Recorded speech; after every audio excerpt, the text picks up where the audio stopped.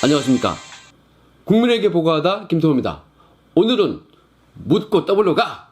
이러한 소재로 방송을 하겠습니다. 여러분, 이 김태호TV의 구독으로서 저에게 힘을 실어 주십시오. 김태호TV가 50만을 넘어서 100만이 되면요, 우리 사회를 바꿀 수가 있습니다. 여러분, 어제 방송에 이어서 오늘은 사실상 백원우 특집이라고 볼 수 있습니다. 저와 백원우는 무슨 인연이 있었을까요? 지금부터 함께 살펴보겠습니다. 여러분, 백원우 전 비서관, 우리 백형이 어떠한 사람입니까? 이거는 제가 백원우를 겪어본 그러한 감인데요. 자신의 출세보다는 우리 우파에 대한 적개심, 이러한 것이 아주 강한 사람입니다.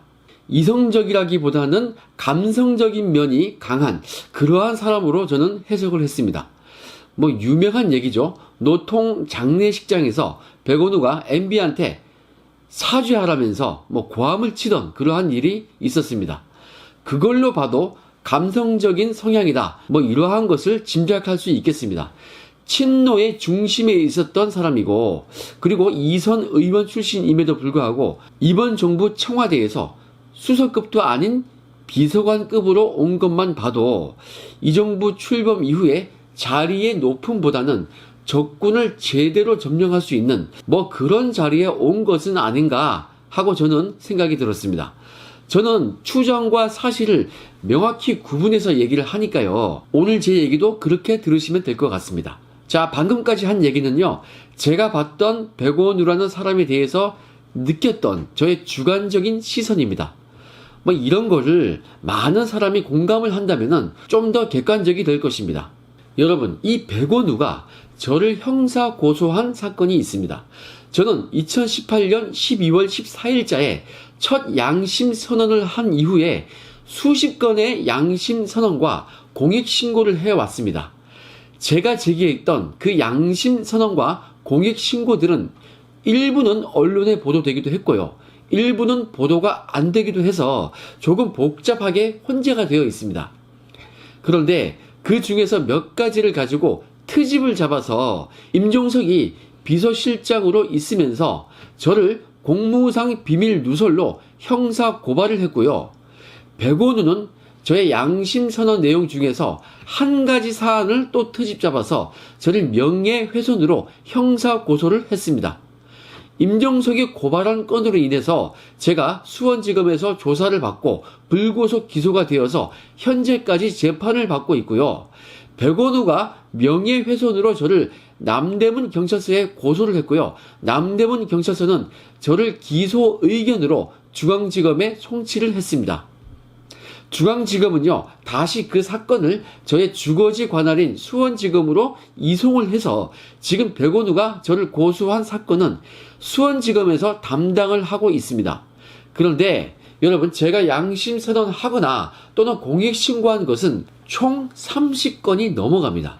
그 중에서 5건 정도를 가지고 공무상 비밀 누설로 고발을 한 것이고요, 한 건을 가지고 명예훼손으로 저를 고소한 것입니다.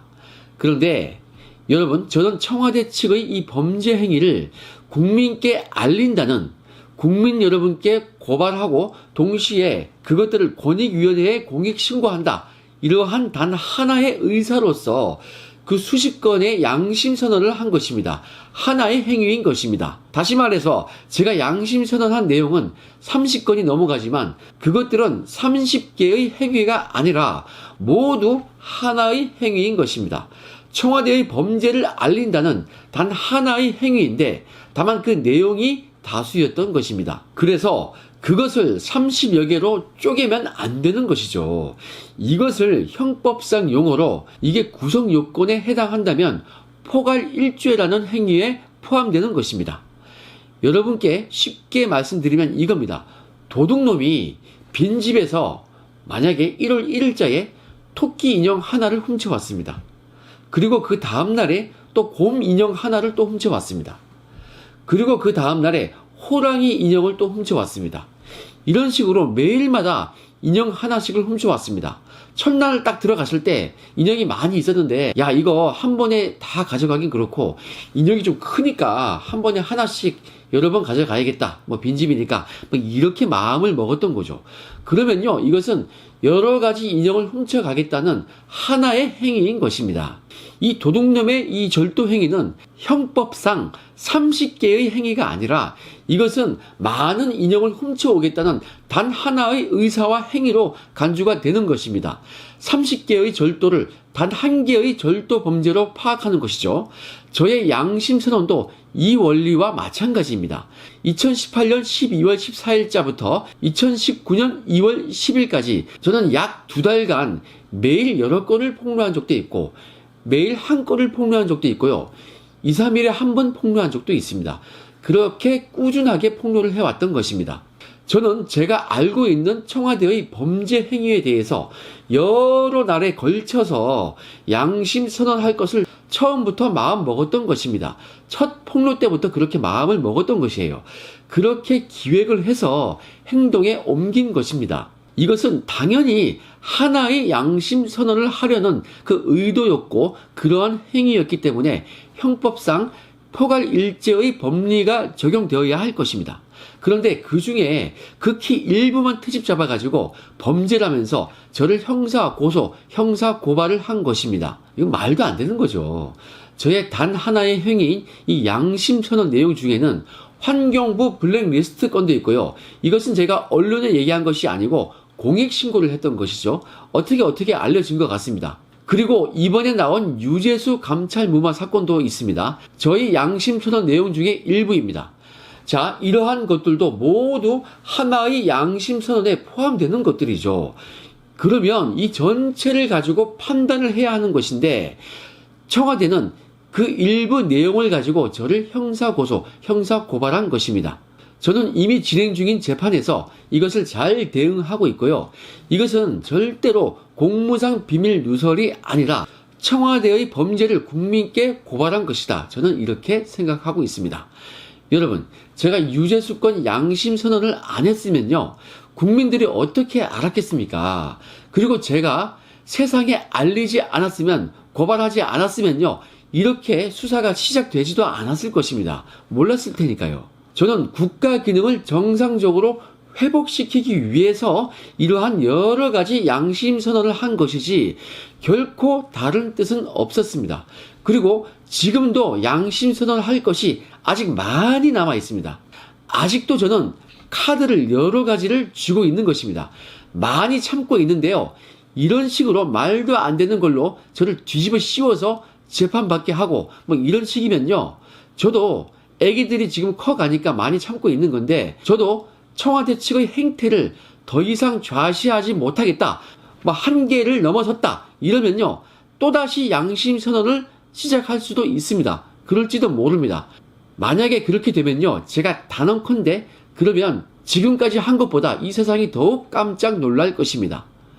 그런데 저도 인간이기 때문에, 인간미가 있는 사람이기 때문에 혹시 저랑 같이 일했던 이인걸, 박형철 이런 사람들이 그래도 같이 검찰밥 먹었던 사람들 아닙니까? 그 사람들을 더 이상은 다치지 말라고 제가 많이 참아주는 거예요. 제가 이미 양심선언하고 고발했던 그 유재수 사건요, 거기에 이인걸, 박형철을 왜 넣었느냐?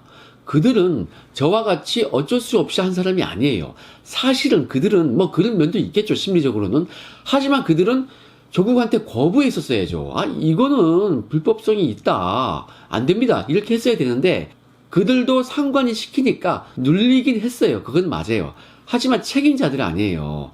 뭐 5급, 6급, 7급이 아니고 1급, 2급 아닙니까? 그래서 제가 그 당시에 형사 고발을 한 것입니다. 그런데 그들이 심리적으로 조금 거부하기 힘들었다는 것은 저도 이해는 합니다. 하지만 잘못된 거는 잘못된 거죠. 그래서 제가 그래도 같은 밥 먹었고 그래도 인간미가 있기 때문에 사실대로만 얘기하면 누가 시켰는지, 누가 지시했는지 얘기하고, 그리고 혹시 그 윗선도 알고 있으면 사실대로 모두 진실을 말해라. 그러면 내가 고발 취하해 주겠다. 제가 이렇게 통 크게 얘기하는 거예요. 지금 다른 선택의 길이 없습니다. 사실대로 얘기해야 돼요. 제가 고발 취하해 줄 마음이 있다니까요. 여러분, 제가 이렇게 그래도 인간미가 있는 사람이에요. 박형철, 이인걸 우리 검찰 출신이고 제가 모셨던 사람이고 사실대로만 말해라 이거예요. 인간미를 발휘하겠습니다. 자, 여러분, 제가 추가권이 큰 게 더 있음에도 불구하고 이거 장난 아니거든요. 하지만 제가 참는 거예요. 이인걸, 박형철 때문에 참는 거예요.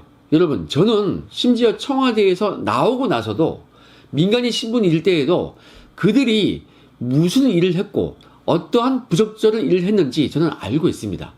부하 직원 시켜서 누굴 만나게 했고 누구랑 통화하게 했고 자신들은 누구랑 통화했는지 심지어 이런 것도 알고 있습니다. 그리고 정말 깜짝 놀랄 것도 많이 있어요. 여러분, 지금까지 제가 수십 건 한 거 보세요. 제가 허언할 사람입니까? 제가 엄포 놓는 것 같습니까? 저를 보시면 어떤 사람인지 아실 겁니다, 여러분. 청와대, 그게 뭔지 알고 싶으면 한번 덤벼봐. 나 지금 많이 참고 있는데 이런 식으로 트집 잡아서 고소고발해? 그래, 한번 해보자. 나는 잃을 것이 없어요. 얼굴도 다 팔렸고.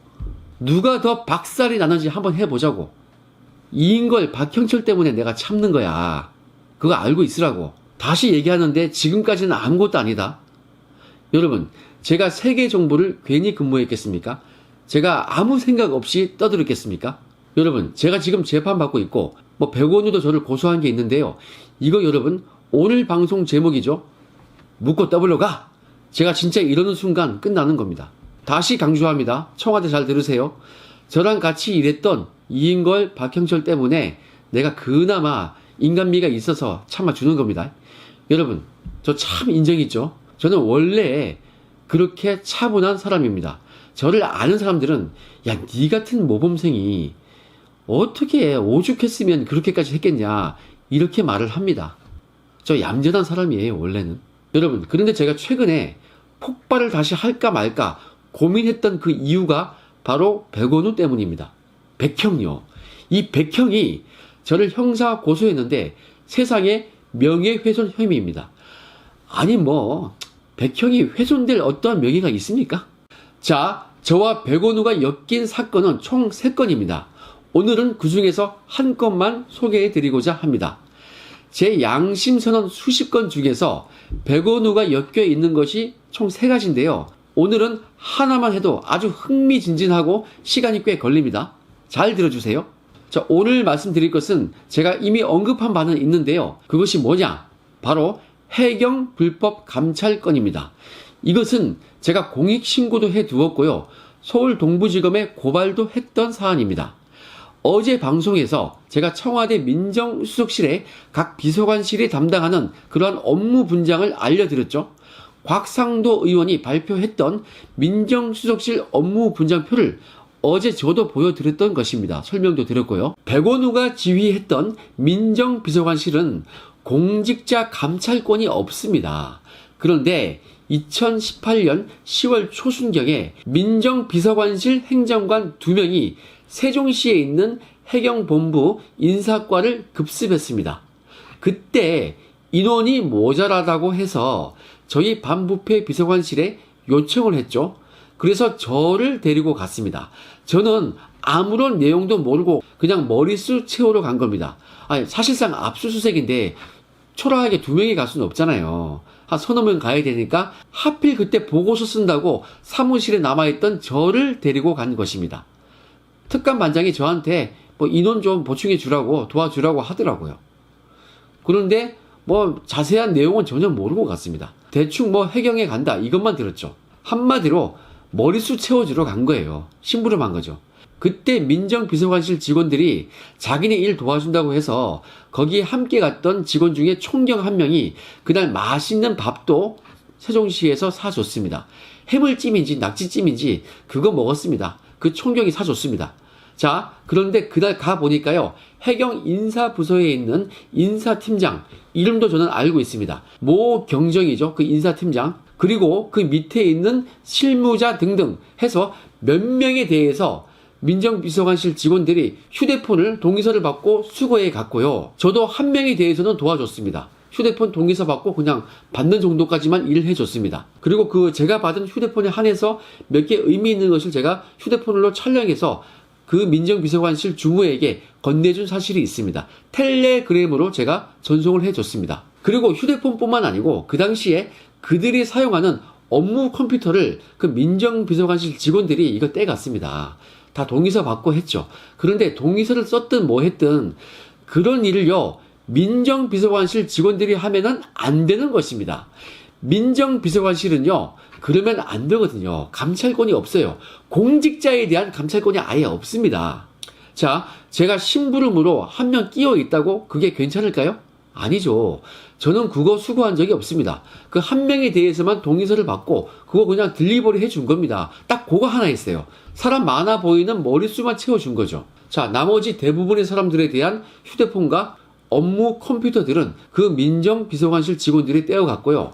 그 총 지휘도 민정비서관실 직원들이 했습니다. 그리고 그 수거한 휴대폰과 컴퓨터들, 그것들을 민정비서관실 직원들이 자기네 사무실로 들고 가서 자기들이 포렌식을 맡겼어요. 그리고 포렌식 결과를 받아가지고 자기들이 분석해서 자기들이 그걸 아마 상부에 보고했겠죠. 그리고 소환 조사까지 했습니다.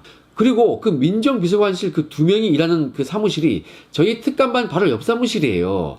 그리고 그들이 소환 조사하는 그 사무실, 그 조사실은 우리 특감반 회의실로 쓰는 그 사무실이에요. 거기서 조사를 했습니다. 그 왔다 갔다 하는 거 우리가 다 봤죠. 그리고 화장실에 왔다 갔다 할 때 그 해경 팀장하고 얘기도 했습니다. 고생 많으십니다. 잘 되길 바랍니다. 덕담까지 제가 해줬어요. 이거 뭐 완전히 그냥 감찰권도 없는 민정비서관실이 딱 이거 특수부같이 압수수색을 하고 소환조사하고 고위공직자를 감찰하는 우리 특감반같이 반부패 비서관실 특감반같이 그렇게 일을 한 겁니다. 이거 완전 불법이죠. 100% 불법입니다. 이거. 민정비서관실은 그들이 포렌식을 할 권한도 없고 소환조사를 할 권한도 없습니다. 그런 사정 업무를 걔들이 왜 해요? 감찰 조사를 왜 하냐고요. 그게 그 해경 측이 세월호 사건으로 불문 경고를 받은 간부 하나를 포상 대상자로 올렸다는 그 이유, 그거 하나 때문에 그렇게 감찰 조사를 나간 거예요. 그런데 그게 규정에 어긋난 것도 아니라고 저는 그런 생각이 드는데, 확실치는 않습니다. 그런데 규정을 어겼든 안 어겼든 민정비서관실이 그걸 왜 합니까? 그런 게 있으면 검경에 고발을 하면 되는 것이고 검경에서 수사하면 되는 것이 자기들이 왜 수사하듯이 그렇게 하냐고요. 완전히 이거 불법이죠. 딱 떨어집니다. 감찰을 하려면 해경이 아마 해수부 산하죠. 해수부의 감찰관실에서 이 감찰을 했다면 조금 이해가 가요. 그런데 감찰권이 없는 민정비서관실이 왜 합니까 그걸? 아무튼 딱 떨어지는 불법이라고 저는 판단을 합니다. 그런데요, 그렇게 조사하고 나서 제가 얼마 안 돼가지고 양심선언을 했죠. 거기 이 사건이 포함되어 있는 거예요. 그런데 제 양심선언 때문에 언론에서 난리가 나니까 그 인사팀장이요, 그 해경 인사팀장이 불이익은 면했다고 합니다. 제 덕을 본 거죠. 불이익을 사실상 입었는지 안 입었는지는 한번 해봐야죠. 확인해봐야죠. 그런데 만약에 인사팀장 자리에서 전보가 됐다. 그러면 이거 인사상 조치를 당한 거니까 이것도 문제가 있는 거죠. 사실상 이것도 불법 감찰로 인해서 피해를 본 겁니다. 만약에 인사 조치 됐다면 말이에요. 만약에 징계를 안 받았다면 그것은 아마 제 덕을 본 거다. 이런 얘기를 제가 해경 모 인사한테 들은 얘기입니다. 자, 해경이 저한테 고마워한다. 이런 말을 제가 모 해경한테 들었습니다. 자, 아무튼 이것은 제가 공익 신고도 하고 형사 고발도 하고 언론에 공표까지 했는데요. 그 휴대폰을 제가 촬영한 것이 남아 있어서 제가 촬영해서 민정비서관실 직원한테 제가 전송을 해줬지 않습니까? 그때 촬영한 것이 클라우드에 남아 있었어요. 그래서 제가 증거를 완벽하게 구비하고 있었던 것입니다. 그리고 저랑 민정비서관실 직원 2명이 그날 해경을 출입한 기록이 남아 있을 겁니다. 그리고 그 민정비서관실 직원이 그 밥 사준 기록도 신용카드에 남아 있을 거 아니에요. 그리고 조사받은 해경 직원들이 또 있지 않습니까? 컴퓨터까지 들고 떼갔는데 이걸 어떻게 은폐하겠습니까? 이거는 정말 딱 떨어지는 불법이죠. 민정비서관 백원우와 그 상관인 조국은 이걸로 직권남용죄로 처벌을 받아야 합니다. 저랑 같이 갔던 그 실무를 했던 민정비서관실 직원 2명이야. 뭐 직급도 낮고 시키는 거 했던 그러한 실무자들 아니겠습니까? 아무런 죄가 없었습니다. 의무 없는 일을 시키니까 어쩔 수 없이 한 거 아니겠습니까? 자, 지금 서울 동부지검이요, 조국 사건 수사하고 있는데 이 해경 감찰권을 하나 더 보태면요, 이거 딱 떨어지는 직권남용죄 완전히 되는 거 아니겠습니까? 설마 이거 가지고 조국이 이렇게 하겠습니까? 나는 모른다, 모두 백원우가 지가 알아서 했다, 이럴 일은 없겠죠. 당연히 백원우가 자기 상관인 민정수석에게 보고를 했겠죠. 그리고 나서 외부 기관을 사실상 압수수색하고 소환 조사를 할 수 있는 것입니다. 자기 마음대로 외부를 감찰할 수 없는 거예요. 특히나 감찰권도 없는데 상관에게 보고도 하지 않고 그럴 수는 없는 거죠. 당연히 조국도 알고 있고 승인을 해줬기 때문에 이렇게 세종시까지 해경까지 내려가서 감찰을 한 것입니다. 서울 동부지검은 이거 하나 더 추가해서 철저히 수사해서 백원우와 조국을 꼭 처벌해 주십시오. 이거는 제가 증거 자료까지 이미 동부지검에 고발을 할 때 제출을 했습니다. 정말 딱 떨어집니다. 이 해경 불법 감찰권은요, 유재수 감찰 무마 사건보다 훨씬 수사하기가 쉽고 딱 떨어지는 거죠. 서울 동부지검에서는 유재수 사건과 함께 직권남용 권리행사 방해죄로 수사를 할 수 있습니다. 딱 거기에 해당되는 것이니까 유재수 건으로 심심하면요, 이 불법 해경 감찰 사건과 세트로 해서 딱 두 가지로 해서 수사를 하시면은 이거 잘 풀릴 것입니다. 이 직권남용을 한 번도 아니고 두 번이나 한 거니까 이거 죄질이 더 안 좋은 거 아니겠습니까? 그리고 고의도 더 있는 거 아니겠습니까? 서울 동부지검 형사 6부는 이 사건 꼭 수사하기를 제가 간곡히 청원드립니다. 수사에 크게 도움이 되고 힘이 될 것입니다. 수사에 힘이 실리고 더 탄력을 받을 것입니다. 여러분, 조국은 유재수 건만으로도 딱 구속각인데 이거 해경 불법 감찰권으로 확실히 이거 구속 가능하지 않겠습니까? 여러분, 오늘 저의 방송 소재 묻고 W가 이거 제 말이 허언이 아니죠. 우리는 유재수 건과 해경 건으로 더블로 가는 것입니다. 이거 꼭 할 수 있기를 국민 여러분들께서 많이 응원을 해 주시고 이야기도 많이 해 주십시오. 기자님들도 언론사도 이 해경 불법 감찰권을 유재수 건에 보태가지고 수사할 수 있도록 기사를 좀 많이 써주시기 바랍니다. 여러분, 이것이 끝이 아닙니다. 백원우 시리즈, 이 백형 시리즈는 내일 또 방송하겠습니다. 우리 이번 기회에 조국과 백원우를 확실히 청산을 할 수 있기를 기대하면서 오늘 방송은 여기까지 하겠습니다. 행복한 하루 되십시오. 감사합니다.